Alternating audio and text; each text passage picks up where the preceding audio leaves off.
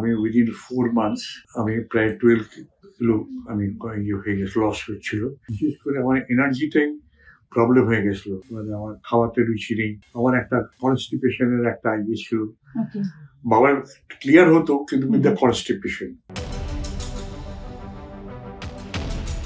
ন্যাচারালবেদা health ওয়ার্ল্ডে আপনাদেরকে স্বাগত জানাই।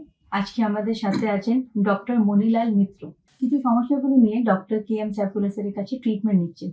আসুন ওনা থেকেই জেনে নিই ট্রিটমেন্ট করার পর উনি এখন কেমন আছেন। Good evening doctor. আপনার কি প্রবলেম নিয়ে আসা হয়েছিল স্যারের আমি কাছে? উইদিন 4 মান্থস আমি প্রায় 12 কিলো আমি হয়ে গেছে, লস হচ্ছিল। আচ্ছা। এবং গ্র্যাজুয়ালি আমার এনার্জি, আমার খাওয়া, আমার মানে সমস্ত কিছু ডিট্রিট করছিল। আচ্ছা। বিশেষ করে আমার এনার্জিটাই প্রবলেম হয়ে গেছিল, আমার অ্যাক্টিভিটিটা খুবই কমে গেছিল। তো আমি ডায়াবেটিকের পেশেন্ট। আচ্ছা। আমি ঠিক আমার মনে হয়েছিল যে আমি যে সমস্ত ডায়াবেটিক ওষুধগুলো খাচ্ছি ডায়াবেটিকের জন্য, তার একটা সাইড এফেক্ট আমার এটা হচ্ছিল। আমি নিজে ডাক্তার হিসেবে বলছি অ্যালোপ্যাথিকের সাইড এফেক্ট থাকি।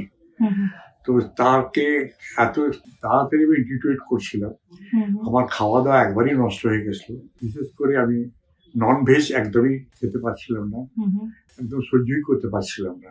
সেই কারণেই আমি আবার এখানে চান্স নিলাম। কতদিন হলো স্যারের কাছে ট্রিটমেন্ট নিচ্ছেন আপনি? আমি প্রায় 40 দিনের উনি আমার ওষুধ দিয়েছিলেন। আচ্ছা, ওয়েট লসের সাথে আপনার আরো কোনো প্রবলেম ছিল? লাইক আমি দেখতে পাচ্ছি যেটা আপনার একটা বডিতে স্কিনে কোনো প্রবলেম ছিল। হ্যাঁ, স্কিনের একটা প্রবলেম ছিল। ওটাতে কি হতো একটু ডিটেইলসে বলতে পারবেন? এবং যখন তখন একটা মানে ইচিং হতো।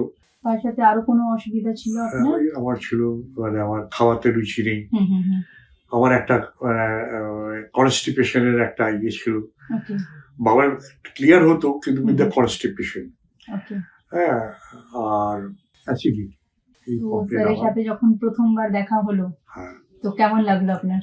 এই 40 দিনে আমি নিজের ট্রিটমেন্ট করাতে I am very much grateful এবং থ্যাঙ্কস টু ডক্টর সাইফুল্লাহ।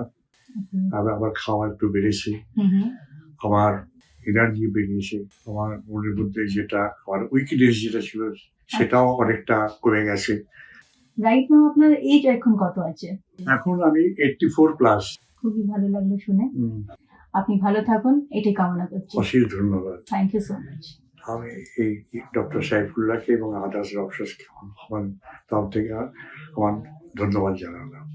मैं बीइंग अ डॉक्टर कमिटेड हूँ अपने पेशेंट के लिए, ईमानदारी के साथ, सच्चाई के साथ, मोहब्बत के साथ उनका ट्रीटमेंट करने के लिए, उनका ख्याल रखने के लिए, उनकी बातों को सुनने के लिए और उनके दर्द के लिए मरहम बनने के लिए।